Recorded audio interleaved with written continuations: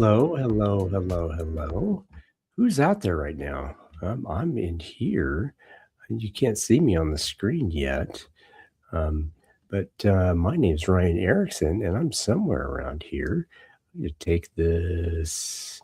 Oh my gosh. Oh, there. Yeah. Hey. Hi. I'm Ryan Erickson. This little jam session is called Riffing with Ryan. I do this every once in a while with people I find interesting. And the person who I find most interesting today, and for as long as I've known him, he's been a fantastic person, is this guy over here. Yeah. Glenn Aparicio Parry, who's in the background, who has written this wonderful book that I just finished this morning that I can't wait to talk about and can't wait to talk about with him. And it is what it says, original love. And I had so many titles I was going to put on this, but let's go with the most basic and simple one. And welcome to the stage of our Purple Squirrel Cafe, Glenn Aparicio Parry. Hello, Glenn. Hello, Ryan. What a pleasure it is to be here. I'm already having a lot of fun, and we're just getting started. We're just getting started to go on this journey here in an open space where we be prepared to be surprised. I guess I wasn't surprised by the quality of the book, because I'd kind of read bits of the first two parts of this trilogy. I'm going to talk about that in a little bit. I was a little bit surprised by how thin it was. Like, it's this kind of this little book, but it is dense, and it is when it's delicious. It's like this morsel I wanted to savor, as I read more and more to it, and I would love to hear. The first part of this book is the origin, how it came about, and if you would mind introducing yourself a little tiny bit, and then going into how this book came into being from you. Well, speaking about the length of the book, it's about 175 pages. Anyway, it's as long as it's supposed to be. This whole book is somewhat semi-miraculous in the way that it came about. So it has its own origin story, and it goes like this. I mean, it's really a follow through from the previous books. They all had their own origin story. The first book, Original Thinking, emerged because we were doing dialogues between Native American scientists and Western scientists. And Leroy Little Bear asked the question, is it possible to come up with an original thought? Right? He asked this on July 4th, 1999. And this interesting thing happened, which is that all the Western people in the room, with the exception of one or two, I think Lee Nickel, who was Boehm's editor, and M.J. Zimmerman, they got it, but everybody else was trying desperately to think of something brand new that had never been said before or done before. But the indigenous people took the question as an invitation to connect to origin as a place. And that's when I realized that Western culture has essentially replaced place with time. And that's a problem, actually. Because when you think about origin as place, then you're tuning yourself to the iterative cycles in a particular place. When you don't, it's all kind of like it's just time. It takes on its own momentum with no connection to place, and therefore no connection to the ecology. So all the books are connected through that. That's what connects the trilogy together. That's why I use the word original thinking, original politics, original love. So whether we're talking about thought emergent from the natural world, or whether we're talking about what it is, how we govern ourselves in the world, or how we love, I think always of coming from the source, coming from the origin. And this book's origin story really came from the source, because I actually had, as you now know, had nothing whatsoever to do with deciding to do the book even.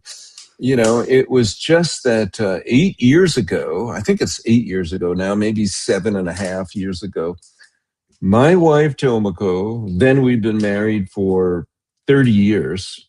Um, uh, and she just one morning, out of the blue, says, "You're going to write a book called Original Love." Mm. And I tell you, I mean, I honestly felt it was daunting when she said that. But I What? also knew, daunting, but I also Oh, knew no. it was important. So I took out my computer and I started a folder called Original Love immediately. And then I went back to writing Original Politics. And then a year, because that was the second book that I was then writing then, that came out in 2020. So then a year, maybe it was a year and a half later, I don't remember anymore now, but I was in Taos, New Mexico, and I had been introduced to a woman named Jean Ellis Sankari, and she was asking me if I wanted to teach at UNM Taos, where she taught. And she called the meeting. She said, let's have a meeting about this. And it's so.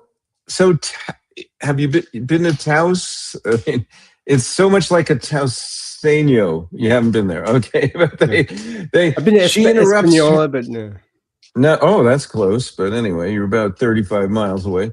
But anyway, Jean interrupts herself in the middle of a sentence and says, "I just got a download.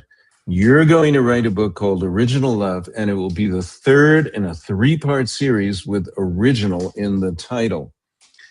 And here's the funny part of the story, Ryan. When she said that, I had at that point changed the title of Original Politics to Sacred Politics. And that was actually the title that Select Books gave me a book deal under. And I even did workshops called Sacred Politics and things like that with my dear friend Susan Stanton, who's a Mohawk and of Native Hawaiian descent. And we did workshops, I think 2 of them at least. And so, but as soon as this was said by Jean, I knew I had to change it back. I mean, this is the universe is speaking loud and clear. So I changed it. I called Select Books. I said, a little problem here. We got to change the title back from Sacred Politics to Original Politics. And here's why. Here's the story. I told them the story. Yeah. And of course they said yes. And here's the miraculous thing is when I changed the title back, all of a sudden, or about a week later, I think, I got my own download meaning my own unveiling of how to write the book. And I realized then that it would be a book not so much about romantic love, although that's not excluded. I tell the story of Psyche and Eros in the book, and romantic love is a gateway, perhaps, to something much, much larger.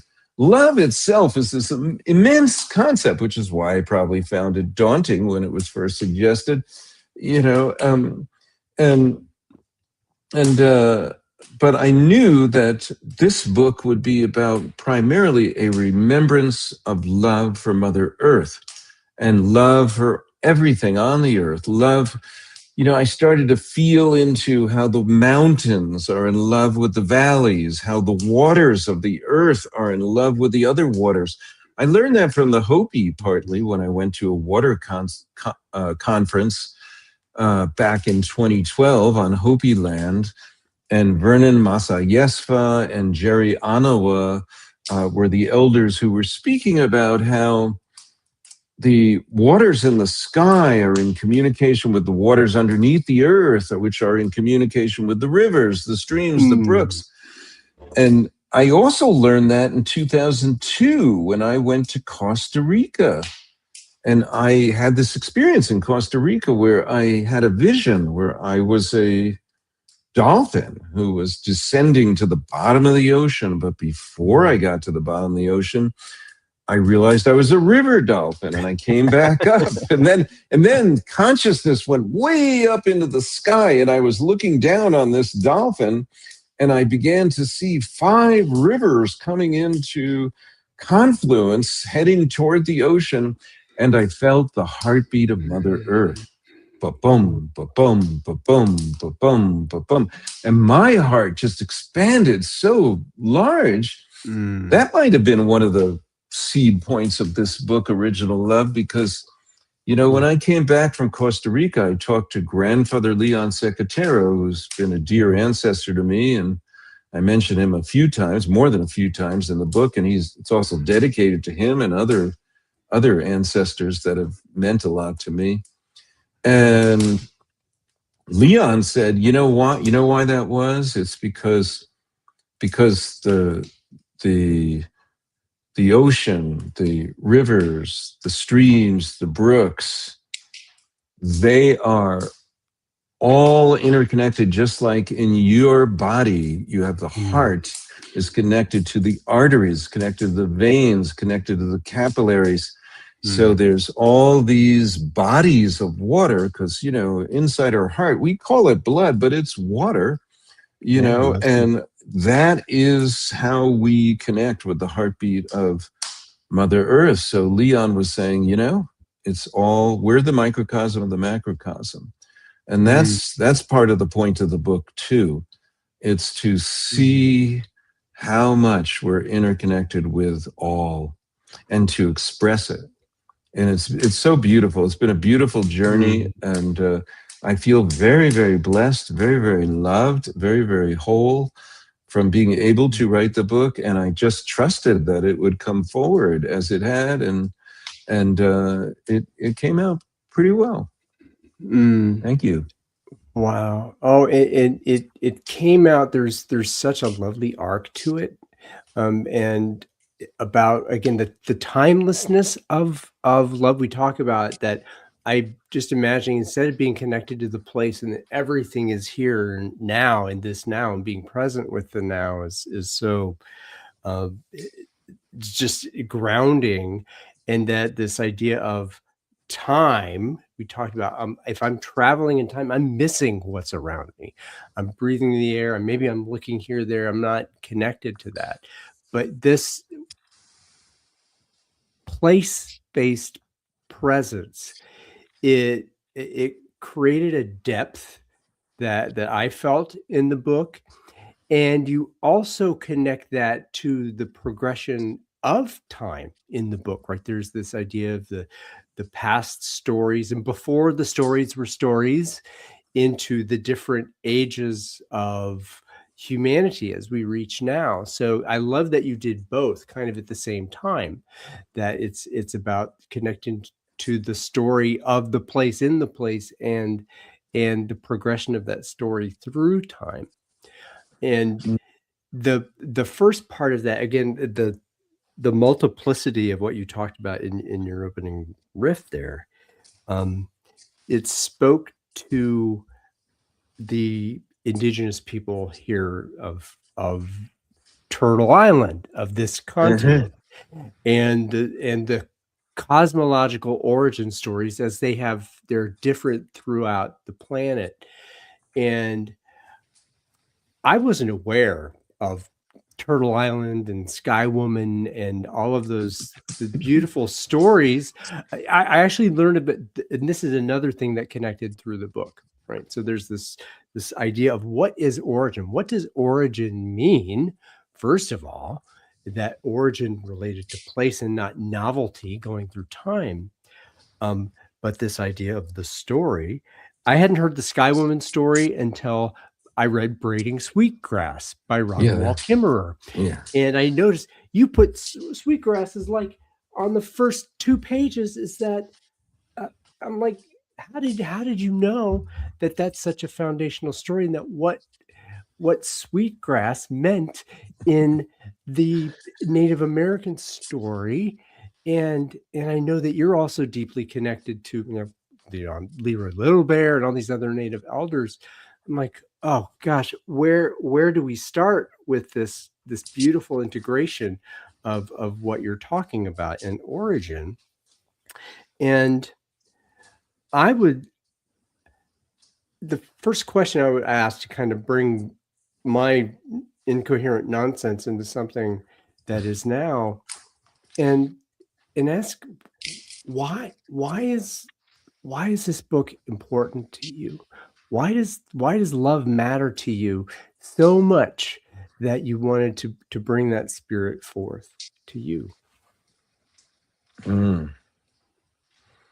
Okay. Well, okay. First of all, we met because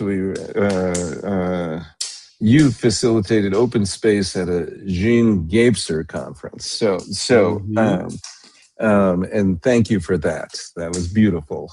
And it's Jean Gabser, who I'm sure a lot of your listeners are not familiar with, who was a Swiss philosopher living in the 20th century.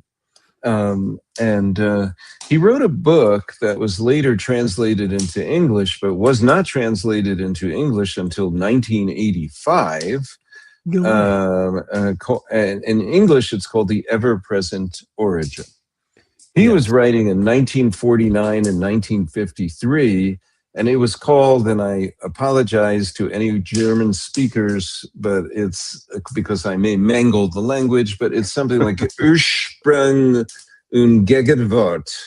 Okay, and Ursprung, do you speak German, Ryan? I don't. You don't? But I'm just Okay, I thought you. I thought you I'm were. no, I'm You look just like on the you were tip. I'm the tip of understanding. my chair here. No. Yeah, Ursprung means the eternal spring. So that's a beautiful word in, so we have, you can tell how much the Ursprung, and again, I apologize if I'm mispronouncing it, but it's a beautiful word because, and it goes to the question you're asking about, because origin is always here. See, Gabser spoke about, and later they were adopted by Ken Wilber, who, to his credit, read the book in the original German. So he adopted these structures of consciousness. Now, I would say that Ken Wilber's somewhat misusing the terms because they feel more like stages of consciousness. Gabser didn't say stages. He said structures, which are interpenetrating, dovetailing, overlapping. They're always present. That's the key point. So the archaic consciousness, where everything is one, and that's the way I begin the book. Mm-hmm. I begin the book speaking about, imagine you're floating in a warm pool, being fed without moving a muscle. Nourishment is everywhere. And it feels like a womb-like experience because that's what that archaic mode is. It's one where there is no separation. There is no mother. There is no other because you don't recognize anything as other. Everything is one. That's the archaic mode. That is a form of integral consciousness, actually, but it's just normally undifferentiated. So everything is one, complete oneness. And then we go into a structure.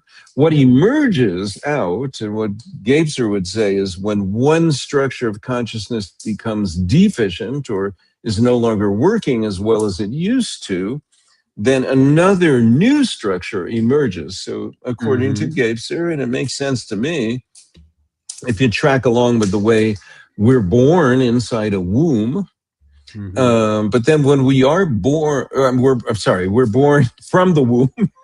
Yes. I just say we're born inside a womb. Okay. Well, we're conceived inside a womb. Then we are, when we are born and we're standing apart from our mother, we're still very connected to the mother. We're still very connected to source. And that structure of consciousness has enormous power. So when you see a baby come into the world, you look into those eyes. This is my experience anyway. Perhaps you have the same experience. I see depth. I see infinite dimension. I see something. This baby has come from another dimension, from another world, and it's carrying enormous power. And of course, it's powerless in terms of not knowing how to, handle themselves in this world yet, but it's Yeah. carrying all that power from the other world.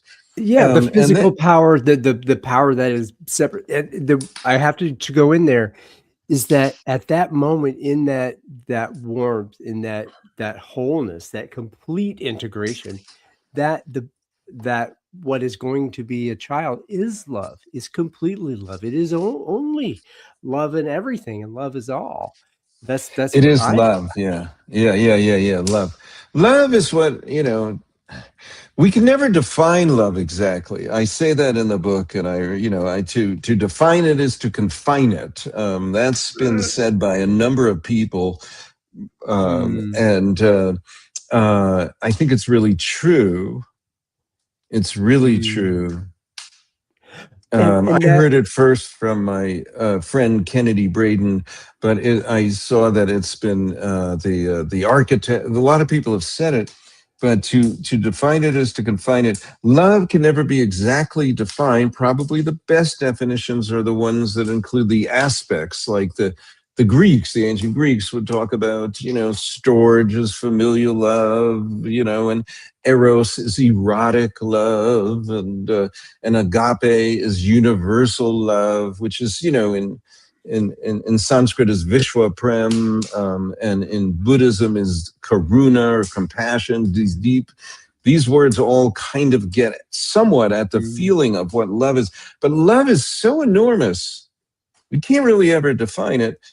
I compare it to what my buddy Dan Moonhawk Alford, the story he told when he was a 10-year-old boy. He mm, went to his father's workplace, and his father was a longshoresman working on the California coast up among the tall redwoods. And he spent the morning on a jitney, and he was stacking up logs with his dad, and that was great mm, fun for a 10-year-old boy. But then they took their lunch break, and they were dangling their legs over the Pacific Ocean. And this was the first time that Moonhawk had ever seen the ocean. So he mm, says to his father, "Dad, that sure is a lot of water out there." And his mm. father says, "Yep. And that's just the top of it." Yeah. So, Yeah. so that's what I feel about. I mean, Moonhawk liked to tell that story because he wanted to speak about how the depth of Native American wisdom, which is steeped in layer upon Mm, layer upon layer, and I mm, agree with him there. But I also think it applies, and I included part of that story in the book because it also applies to love. Love is deep beyond measure. It's mm. unfathomable, which is Yeah. why they measure the ocean in fathoms, which are distances of about 6 feet apart. You spread your arms apart, and that's what a Mm, fathom is. Kind of, we have these silly measurements in our yeah. kingly way. So your question was about origin, about Gipster, and also what does love? Why does love matter to you? Love matters Yeah. to me because it is the foundational force of the cosmos. It's the foundational vibration. So even if I can't fully understand it, I know what it Mm, feels like when my heart opens. Like when I was in Costa Rica and I had that vision. Like mm, sometimes when I'm dreaming and I see something that just opens me wide up, like I'll dream of an eagle, and an eagle will often open up big vistas of consciousness. And mm, it's really, really beautiful. It's really, really beautiful. And everybody has had some kinds of mm, experiences. This doesn't matter what my experiences were. All your listeners, all your viewers have had some kind of experience like this where their heart opens, and that gives them a clue as to the enormity of what could be. What could be. mm, People, by the way, people who are having a so-called near-death experience, which I just would call as a death experience that they happen to come back from, Yeah. But my friend Jeff Mishlev would say is a beginning stages of the bardo. When that happens, they also commonly report that they felt interconnected with everything. So that's real good. So if you permit me, I want to just continue with, remember I mentioned archaic and the magical structure of consciousness. The very next one is the mythical. The one that unfolds is mythical, of stories. Did we talk about the magical yet? Well, yeah, oh, well, not fully, maybe. So would you like to talk more about that? Let's do it. Let's do it. I can riff with whatever. Well, yeah. I wanted to hop in there just after your first chorus there. Was just thinking there's a couple things. So I wrote down some musical notes here when we talked about it. When I read through that story, the first thing I thought was the song "How Deep Is the Ocean." How deep is the ocean? How high is the sky? And thinking about that, this in the place, how deep, so just the surface of the ocean and the water, and then all the way down to the depth of the ocean at the bottom, then there's the earth, and how deep is the earth from there? And then going through each boundary from earth to water to air, and then into the cosmos. And of course, you also bring later on about how volcano and the volcano being the fire into that as well. And then we have underwater volcanoes. And so how deep is the ocean? And the other song was how deep is your love? How deep is your love? Oh yeah, little Bee Gees there. The Bee Gees. The Bee Gees. And the final bit of that, I mean, I had Gabeser on the wall to go in last, but you bring Gabeser in at the very beginning. Well, no, it's perfect. It's the surprise. That love is the ever-present origin.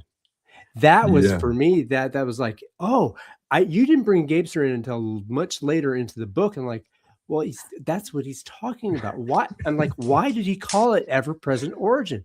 Well, it totally makes sense, and all of the integration and just, so yes, so that the ever-present origin coming out of the womb, the warmth into the archaic, that first separation into those. I mean, the separation from the womb, even in the four descriptions, right, in the Buddhist, and then you talk about the Buddhist names for love in the book, and then then that first separation into the magical, and people talk about magical thinking being so horrible, right? Magical thinking, you're thinking magically. I'm like, no. It's part of who we are, and if you would take us maybe a little bit from the magical into the mythical, I would love that. Well, it's funny. We're talking on February 17th, 2026, which is supposed to be the first day of the year of the fire horse, which you think of the Chinese zodiac and you think that every year happens every 12 years, but actually the year of the fire horse is every 60 years. So it's only once every 5 times around that cycle of 12. And I have to confirm this. I do know the person who, his name is Christopher Naughton, who's the head of the Association for Research and Enlightenment, which is an Edgar Cayce organization in Virginia Beach, and he lives in Virginia Beach, Virginia. But I saw online, and I really do want to confirm this. So I'm saying a caveat. I want to confirm this, but we'll clip that. We'll make sure we go find it. Yeah. Okay. It said that Edgar Cayce 80 years ago had predicted this very day, would be a bifurcation of consciousness in which there would be a choice presented to humans to whether to choose the path of love or the path of fear. And the path of love would be one that connects us to everything.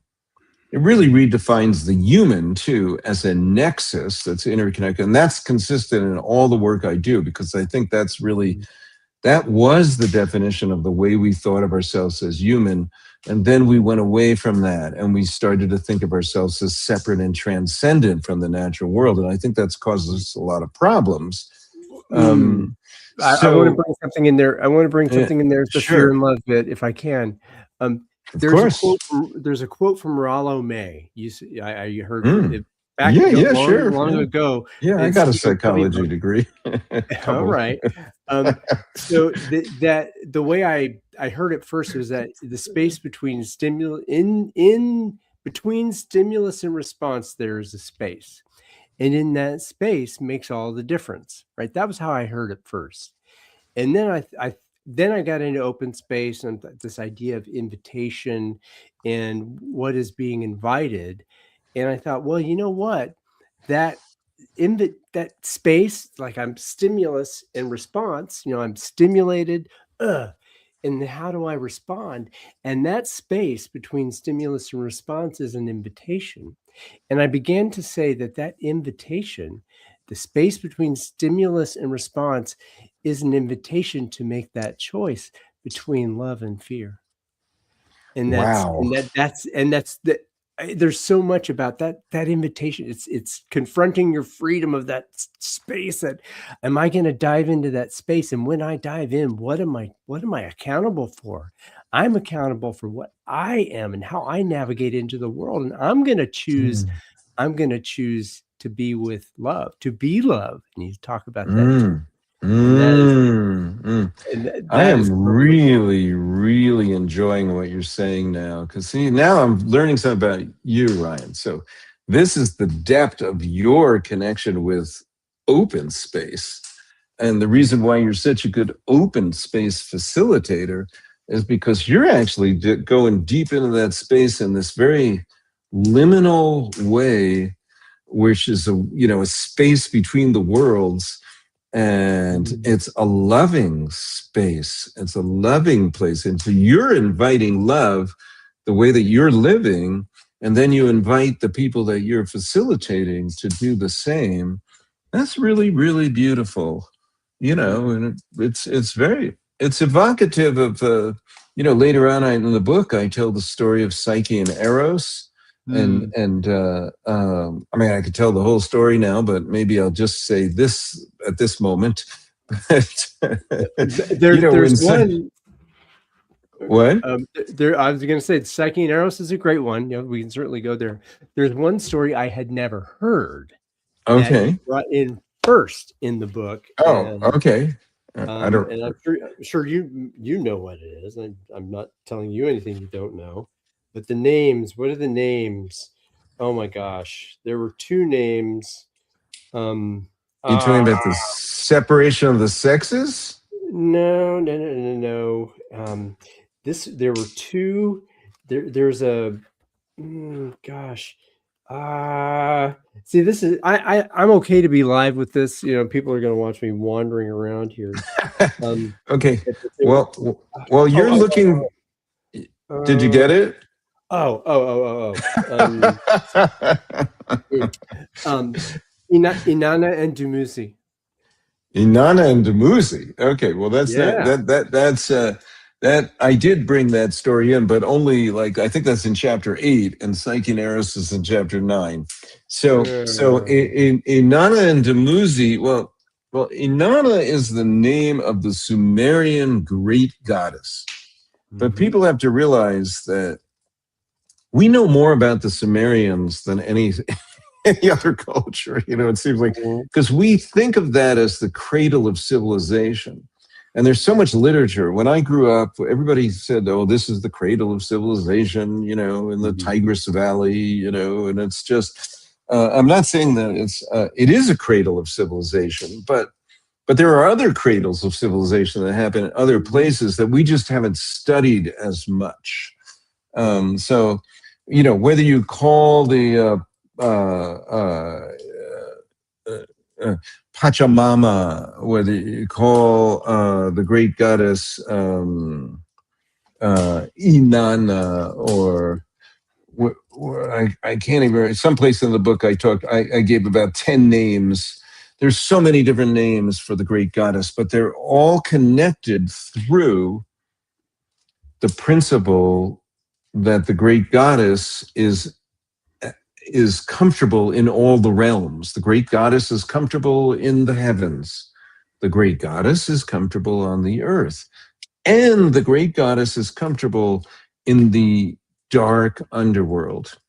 That's the important shift that happens later on in the first mythical age can really be divided into two ages. And the first, it's feminine. It's very feminine. It's all about the great goddess. But then it yields to the age of gods and heroes. And it's not that the age of gods and heroes isn't holistic. It's still holistic. But there's a starker distinction. So the gods are more comfortable in the higher realms, Mount Olympus, or even higher, if you can imagine, like Michelangelo, gods is extending his finger, touching the finger of Adam, and infusing him with life, which is a very beautiful painting. I've been to the Sistine Chapel. I still remember it. I was just a teenager, but I still remember it very vividly, as if I were there yesterday. It's a very impressive piece of artwork, but I don't really relate to it as a feeling that pervades my very essence, because to me, stories like Spider-Woman, where Spider-Woman is spinning the cosmos from her belly, that's very deeply interconnected. I feel that because we have an umbilical cord. Every single person has an umbilical cord. And, you see those depictions of Adam and Eve, and they usually have a belly button. You think about that. Well, why is that? Yeah. So if he supposedly came out of Adam's rib or something, why they have a belly button, Why doesn't he have a scar, What? why doesn't Adam have like a scar? Yeah. But I think I lost my train of thought there. I went on too many tangents. I interrupted you there.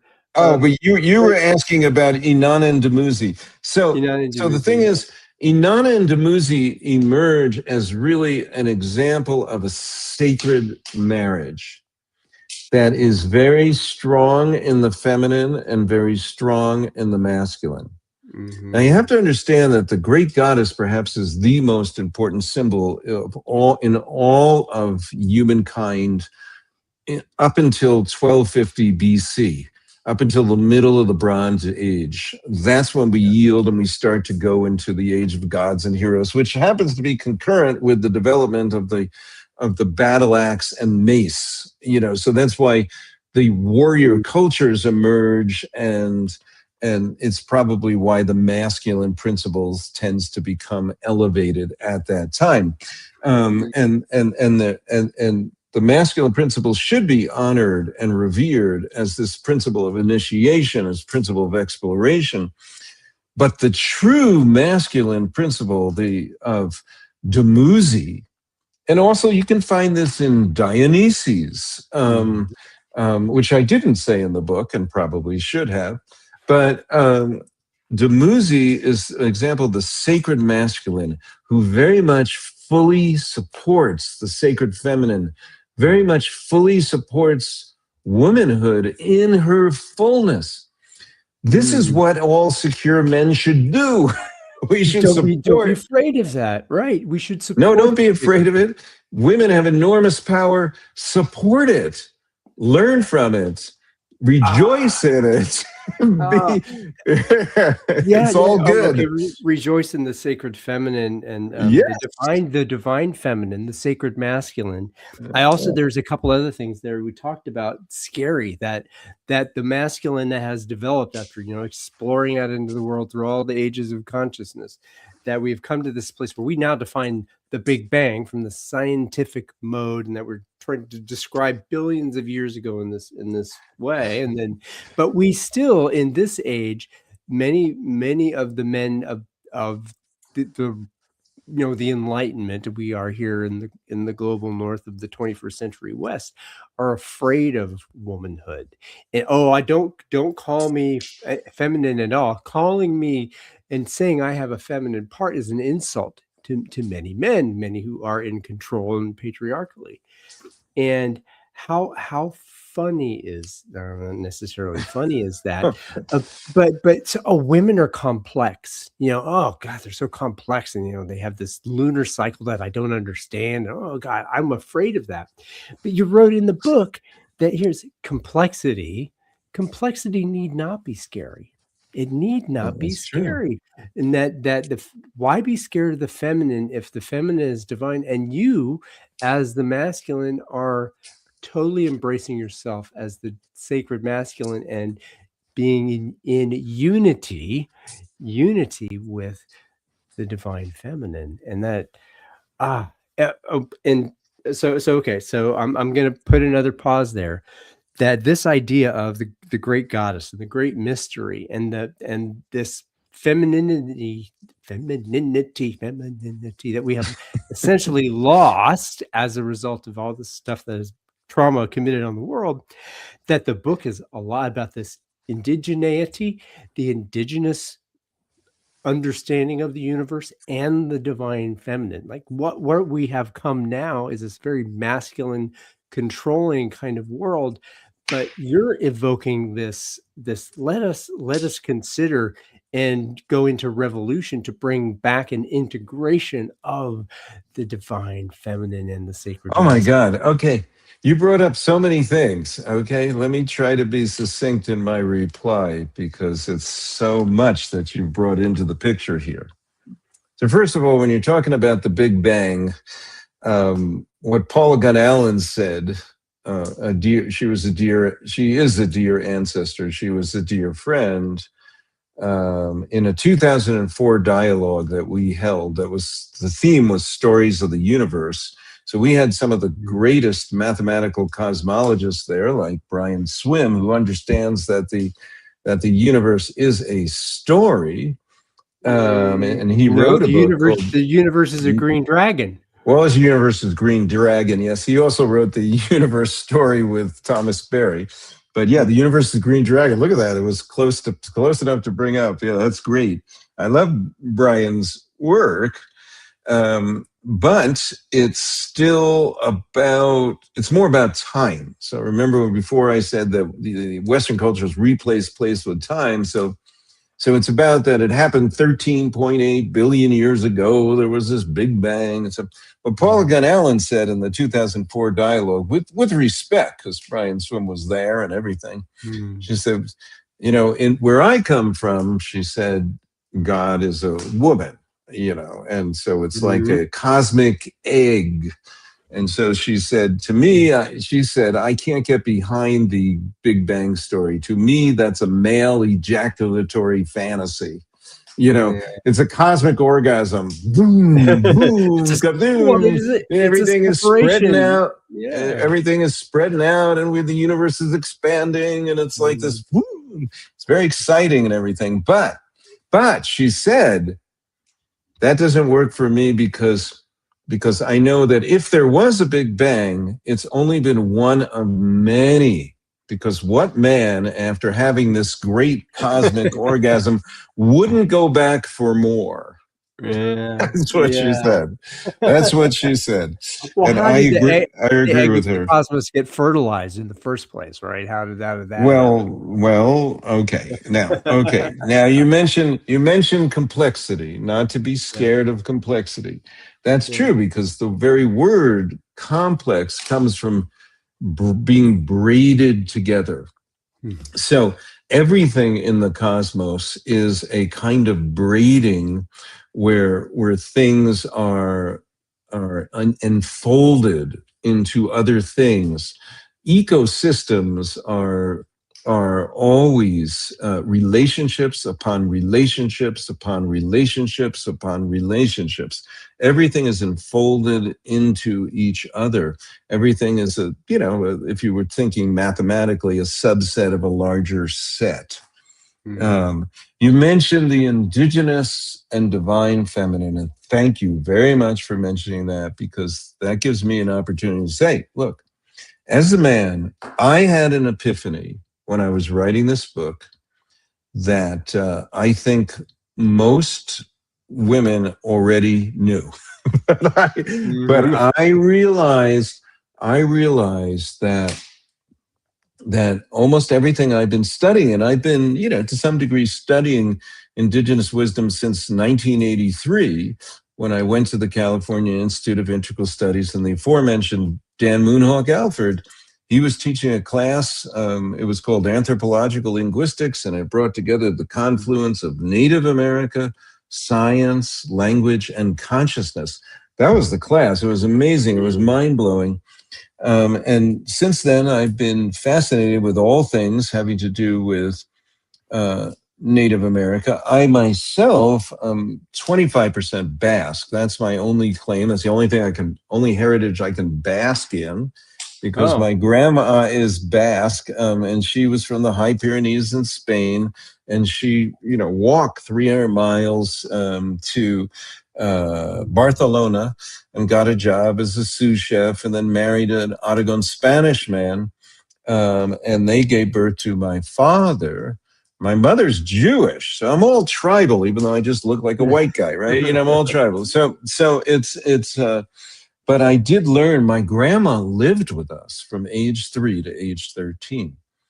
That imprinted the divine feminine upon me, because my grandma was carrying the old ways. The Basque are like European indigenous peoples, if your audience is not aware of that. And they're of course in both the High Pyrenees of Spain, and they also are in southern France. And so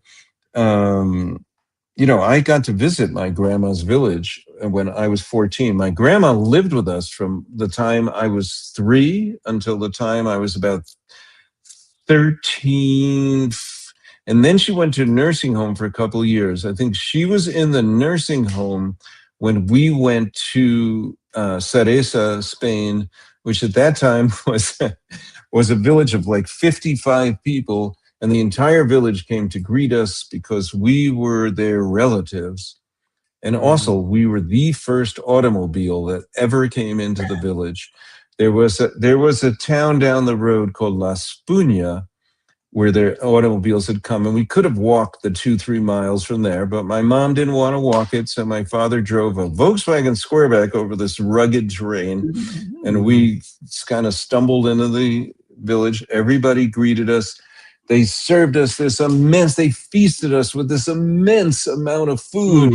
They held up this rabbit that they had just caught. They're sheep herders, just like the Navajo, which I think why I made a connection with the Navajo here in New Mexico.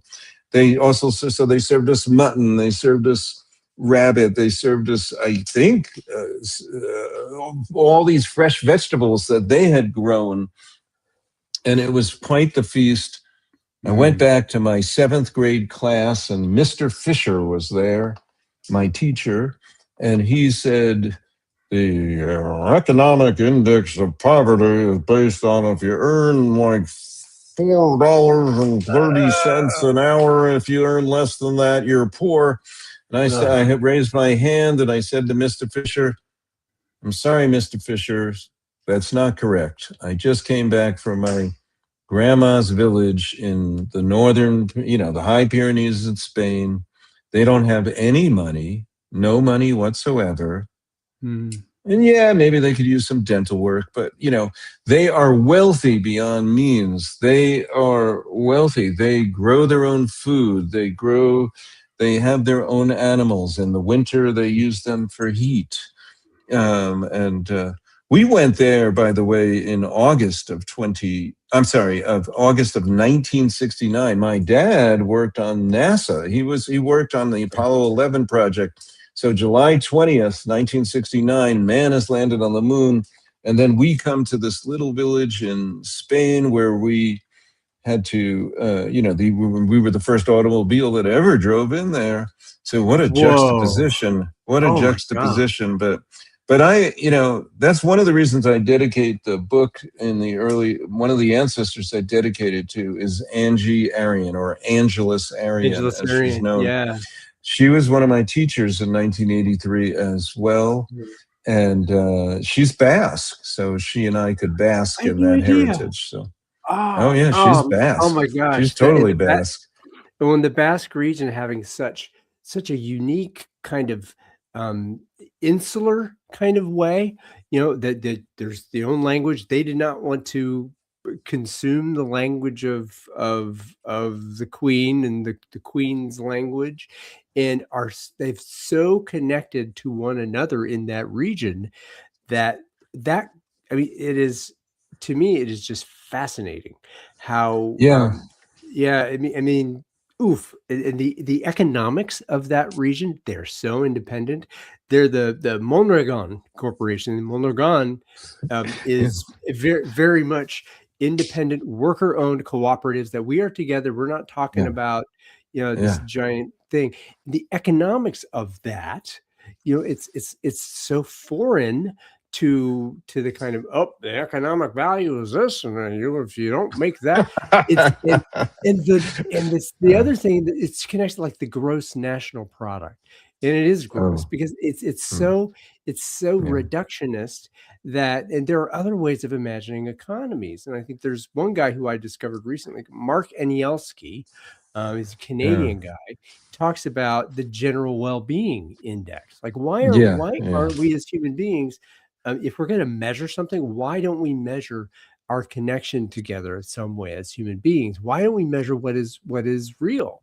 And the other thing that you're talking about the big split between the pinnacle of technology in 1969 and this lack of it, and this complete stripping away of it.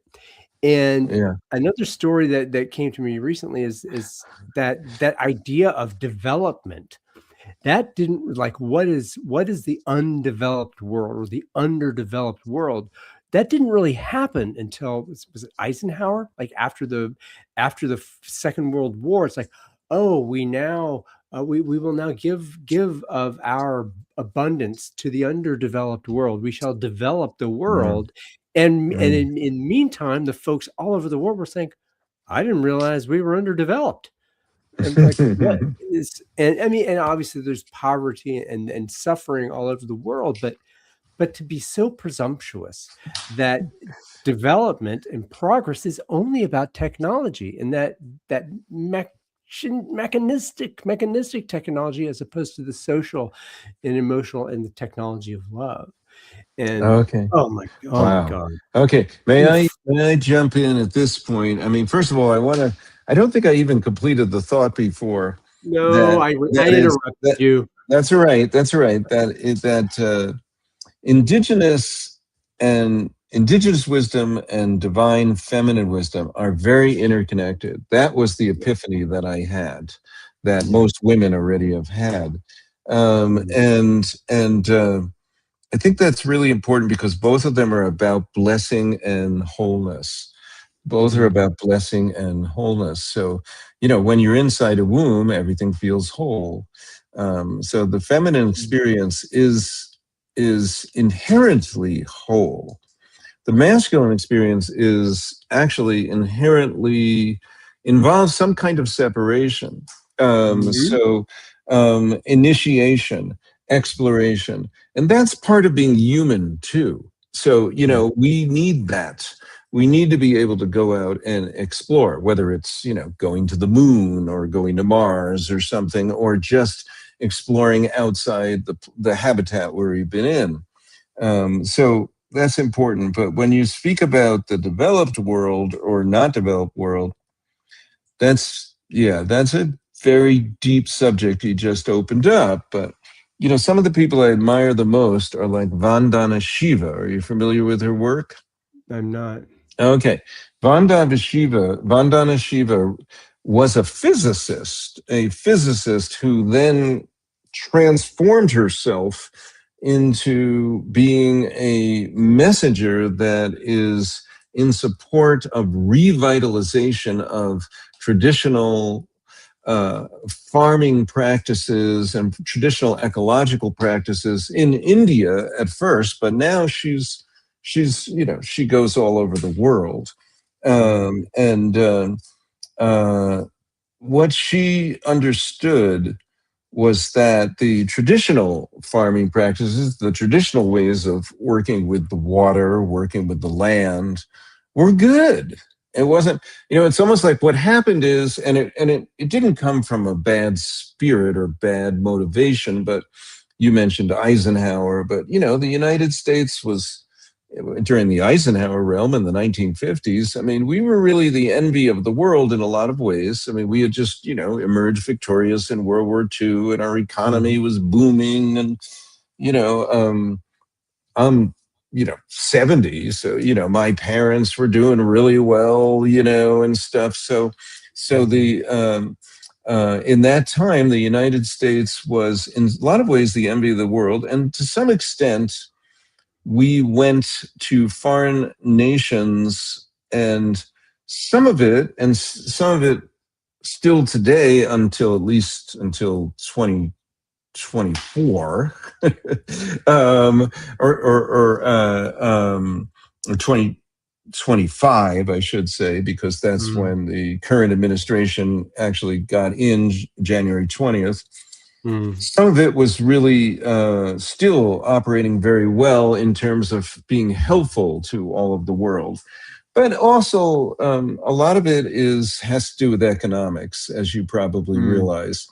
And perhaps you've read John Perkins, who speaks about this, and I'm blanking out the name of his book now, but he speaks about how American corporations would come into a foreign land and they would lend a lot of money. They would lend a lot of money to do certain projects. And often the projects involved the United States bringing their oil companies in. And so they're going to develop the world, as you indicated, by bringing these advances. But these advances, of course, are not ecologically good for the land.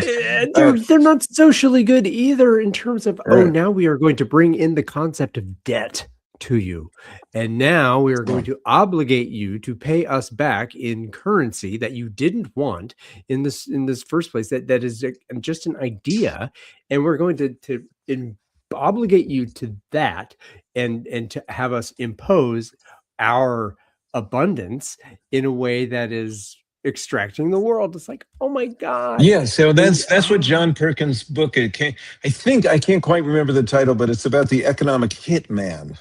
So that's what they would do. So yes, they would cause a lot of debt in foreign nations, and then we have to extract, get ourselves out of that situation. This is the very thing that's happening in Venezuela, and why. But it's very interesting because, we don't even know that what the outcome is going to be of that taking out Maduro and whatnot. But we're straying into politics here. Now, I'm not afraid to talk about politics because I wrote a book about politics. I was going to say, you wrote that book. Okay. Yes. Well, no, I haven't read that one yet. So, I mean, that's part, we go politics in our next riff, and then we go back to thinking the before. But there's two places I wanted to go. Well, actually, the one place I wanted to go, because we talked about the archaic, the magical, and the mythical, and then now we're inching into the present and the future, right, with politics and all the things that are happening. And okay, so we talked about the beauty and divinity of the feminine and the indigenous culture, is that these things are informing who we have become and are becoming as humans. And then we separate out from that. We go and discover the world and try to discover interplanetary stuff. And then we're creating institutions that are now crumbling. And okay, all right, well, Jean Gebser, you told us about this next kind of phase. What is this? This the integral age, the age of integral consciousness, possibly. That's the invitation that is now. Like, what does coming into our integral consciousness now mean? What is this place of our planet asking of us now? Right? Yeah. Yeah, that's right. That's right. Well,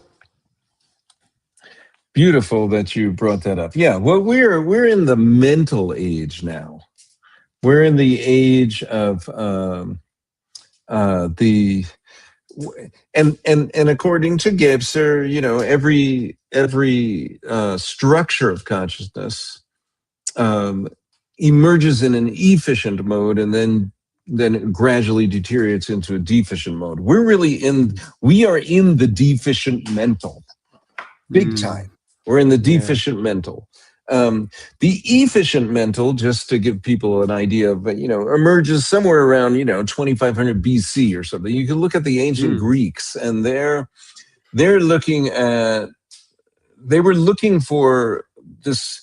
They spoke a lot about mental cognition, but the Greeks are misunderstood, because it's not that they were all about mental cognition. Actually, they're very deeply sensual people. Very deeply sensual. So they were looking, back then, everybody was a natural scientist. So they were looking at divine proportionality. That's why the Greeks have all these measures of proportion, of why they made so many beautiful statues, often of the human form. And both feminine and masculine. They celebrated both. And I really think that they're misunderstood, because they were both. They were looking at mental thought as a beautiful flowering. It was not just efficient, it was beautiful, beautiful, beautiful. But now we're in a time when people can't even agree on a common set of facts. It's absurd to look at what's being discussed on the news. It's just horrible, we all saw what happened on January 6, 2021, right? But now people are reframing that, and they're doing their best to pretend something that we all saw happen didn't happen, or it happened something else, or some other aspect. And maybe there was some different aspects to it, but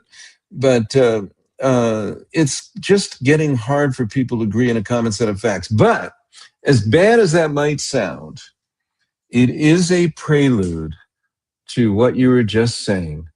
It is a prelude, Ryan, to the emergence of a beautiful structure of consciousness known as the integral, which will be time-free.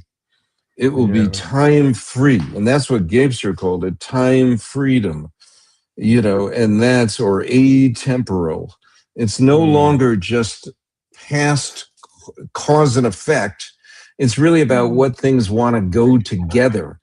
And it allows for a recovering of what the indigenous elder William Commanda said, a retrieval of what's been left by the side of the trail. So if we need to go back, Commanda said, and it's part of his seventh fire prophecy, that there will come a time when a people will emerge that will retrace their steps to retrieve the wisdom that's been left by the side of the trail. And the primary wisdom that's been left by the side of the trail is indigenous wisdom and feminine wisdom. Both of those are so deep beyond measure. And I do think they are reemerging. But of course, there's pushback. There's pushback from the men who are in power. And the Epstein files embodies all of this. All of this is like this. It's all wrapped up in that. And it's really, it is more significant perhaps than people realize, because this is all about what is yielding. So in order to give the women the respect, the survivors of the Epstein files, the respect they deserve, it's going to take a massive consciousness shift on the part of men in power. I felt like it started to happen when we had the Me Too movement, but that was really pushed back aggressively. And but it's still reemerging. It's reemerging somehow.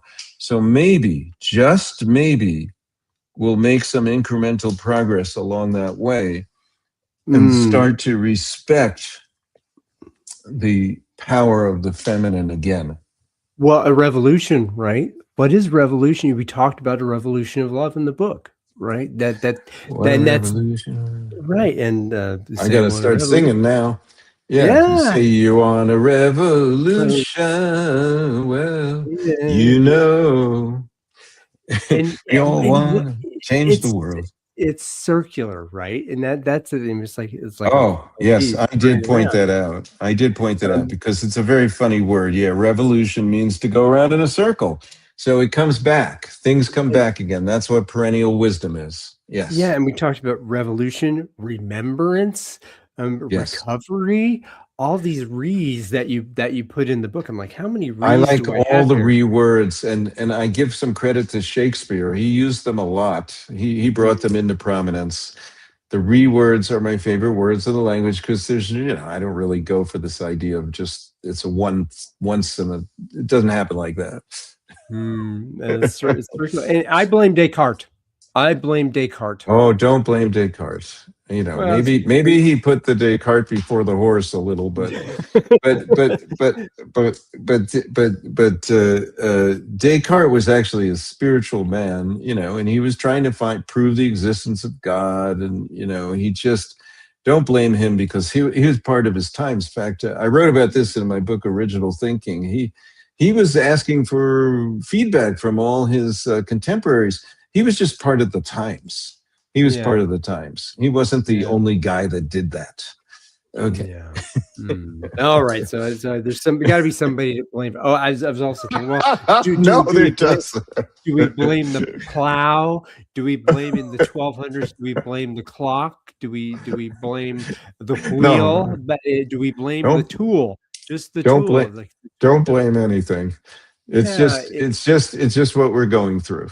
Well, and that I think is we're talking the deficient nature of the Yeah, mental phase of this. yeah, Again, it's the structure of consciousness is that to blame is that I'm pointing at you as right. you are the cause of this, the cause and effect of this problem, that we live in this vacuum of cause and effect, problem, cause. It's you, it's not me. Instead of it's we.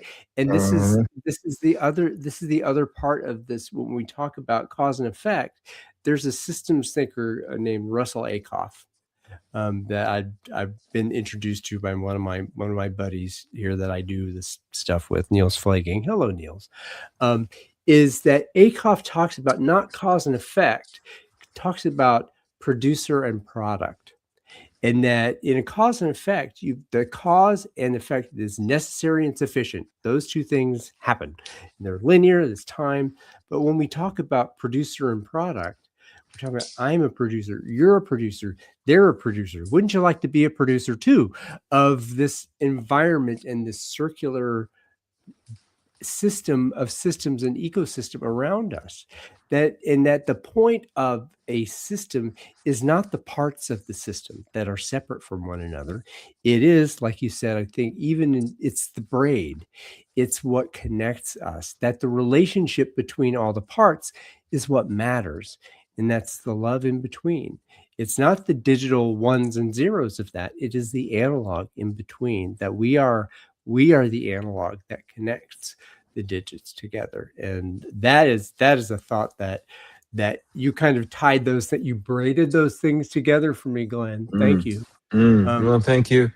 Yeah, I'm mm, not a cause and effect guy. I just don't really believe in it much. I mean, it does happen. If you're on a billiard table, of course, you playing pool and you hit the cue ball into the other ball, and it's going to go this way. So it exists on a certain level. But I think actually what's really going on in the world is more like a orchestra or even maybe a jazz group that's riffing, because every organism is working off others. Look at the way pigeons have adapted to cities. Look at the way osha, or bear root, grows next mm, to a cottonwood tree down by the river in New Mexico. And look at the way corn, beans, and squash grow together and actually balance themselves out in terms of nourishment. Look at cuisine. Why does tomato and basil grow together so well and also taste so incredibly good together? Because it's cuisine. So these are coming out of the soil. So it's all about, for me, it's much more about the way things go together. And that's actually what the Anishinaabe elder Tobasanagwe Canoe in our dialogue circle said. He asked the question. We're talking about origin and time in a very, very, deep way. And he said the most important question to him is, what kinds of things want to happen together? Want to happen together. You put it in the book too. I Yeah. blame you for this, putting permaculture in the book, right? You blame me? I blame you for putting it in this book, my friend. Yeah. That these plants, they want to be together. Tomato and basil, Yeah.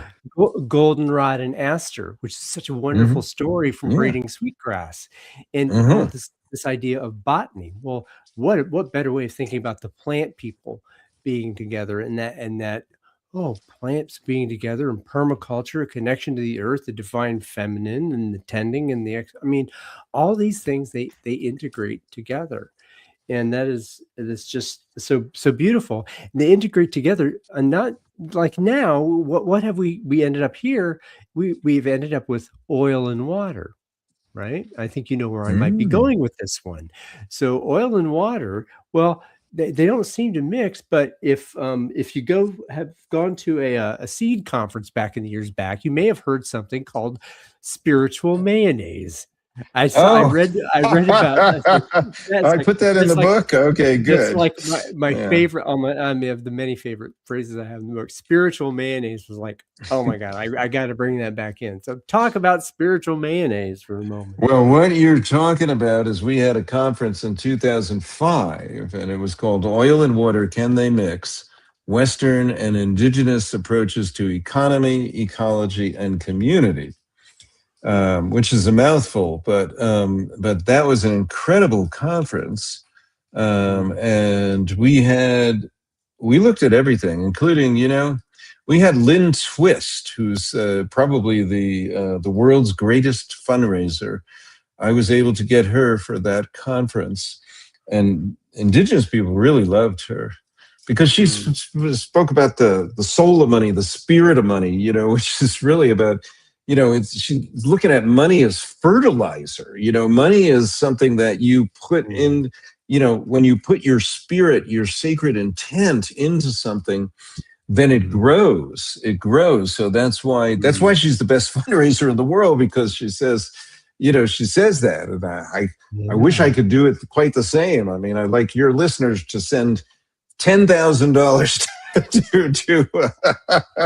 to the Circle for Original Thinking. No, yes, because I still need more fertilizer to be able to promote this book. But honestly, it's really what we discovered at the conference, in all seriousness, was that Indigenous ways of knowing have their own kind of coherence. Western ways of knowing have their own coherence. So we shouldn't try to too quickly mush them together or to try to create some synthesis, and actually it's Western people that generally try to do that. But the preferred path might be to just allow the integrity of the difference to sit side by side. And that's like what you do in a good dialogue circle. That's what you do in open space technology. That is what you do, because if you allow the integrity of the difference to coexist, that's where the term emerged as spiritual mayonnaise, because it's an emulsion. So an emulsion, oil and water can go together if the integrity of the difference is allowed to coexist. When you make an emulsion or you make a spiritual mayonnaise, and they taste sense? Yeah, and they make they taste great with tuna and some nice bread, and it's tuna salad and egg Oh, salad. Egg salad, Dory. you're making me laugh now because I used to get the Chinese form of massage that's called tui na. Yeah, there is. It's Chinese form massage. It's called tuina. It's Tuina if you spelled it in Roman letters. And I would always say, no, I want a four-handed massage from Chinese massage. So, and then I can have a tuina sandwich. Oh my gosh. Well, Okay. All right. Sorry, we're getting silly now. Is this the time we're coming to an end? Kind of. I mean, it's the silliest. I have something whatever I have. What I usually do when we end in this lovely, joyful place, having experienced this togetherness, I like to ask folks: is there anything that you wish to bring into this space that you did not have the chance to do, and would you do that now if that's something there for you? Sure. I would say that love is beyond words. Love is beyond knowing. Love is more than an emotion. It's more than something just between two people. It is so marvelous, so beautiful, so cosmic, so wide, so broad that it's better to use the beauty of nature to describe love or to attempt to describe love. And that's really what I did in the book when I brought in a beautiful poem by Rumi. The one that it's called Opening the Love Window. At night I open the window and allow the moon to come and press its face against mine. Breathe into me. Close the language door and open the love window. The moon won't use the door, only the window. And that poem, which always gives me chills when I think about it, that poem was evocative of something my wife Tomoko told me about Natsume Soseki, who was the English professor, and not just English, but all of literature professor in the Meiji era in Japan. And when he was teaching an English class, his students were asked, how can you translate the English "I love you"? And they all said, "Kimi o aisu."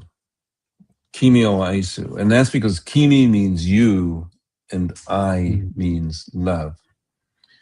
But Soseki says, no, that is not the correct translation. The right way would be konyo wa suki ga kirei desu ne. And that in English means the moon is beautiful tonight, isn't it? So you see what he's doing there. He's doing something very, very special. And the moon is very, very special. It was grandfather Leon Zecatero who told me, and this isn't in the book, but he told me that you could send your thoughts through the moon. You could send your thoughts through the moon. And why would that be? Well, because the light is consciousness and the moon reflects light. So the moon is reflecting consciousness. So that's why I do say in the book that if you say prayers to the moon will hear you, because it'll hear you because it is conscious and it's reflecting your thoughts back to you.